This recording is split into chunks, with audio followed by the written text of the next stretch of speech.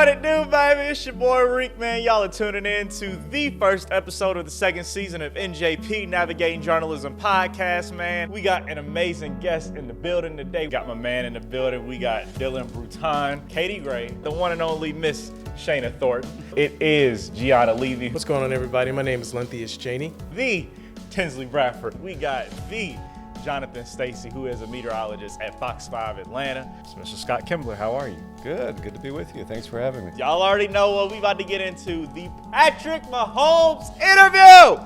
What? Playing style is often described as innovative and unpredictable. So if you had to compare it to an approach, a non-football activity, what would that be and why?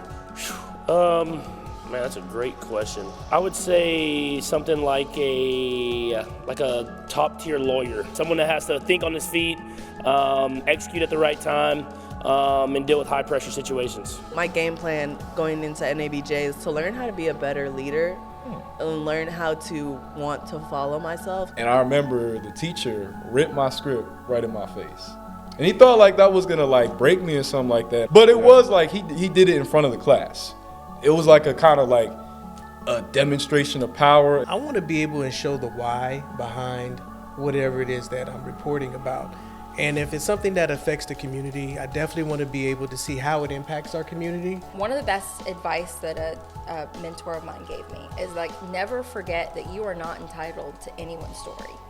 So just being able to be, open-minded and ask people questions and just see where that goes, and people sharing their stories with you, I am always just humbled and honored. I would encourage people, if you're watching out there, wherever you're sitting, I know this is a national platform, to really take a look at their local city council meetings or county government meetings, because it's interesting, it's fascinating what's going on within your government. And I always tell people, give it a try and you might be interested. TV or radio? What's best? What do you like What's best? Yeah. For me, radio.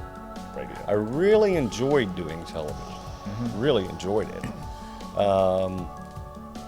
But I would much rather do radio, and the reason being, you can start with a blank canvas and create a story. Most of the time, though, when you are field reporting, the story is visually being told for you, and you write the story around what is visually happening. With radio, you can practically create that from scratch. I strongly suggest that you get some type of education in communications, some type of education in journalism.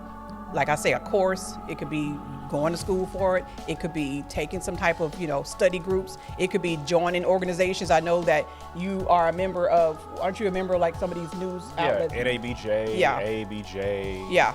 Join some of these places, because that way it'll teach you some things that you need to know about it. I just really value the friendships and the relationships that I've built over the years, because I wouldn't be where I am today if it wasn't for those people supporting me along the way. The world of TV news is changing, especially along the corporate lines, and they love people who can do more than one thing.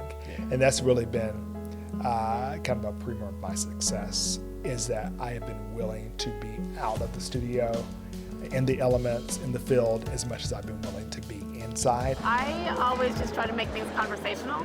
That's one of my goals, is conversational, make the people, my guests, feel comfortable. Not everybody is when they're on stage in front of a bunch of people and microphones.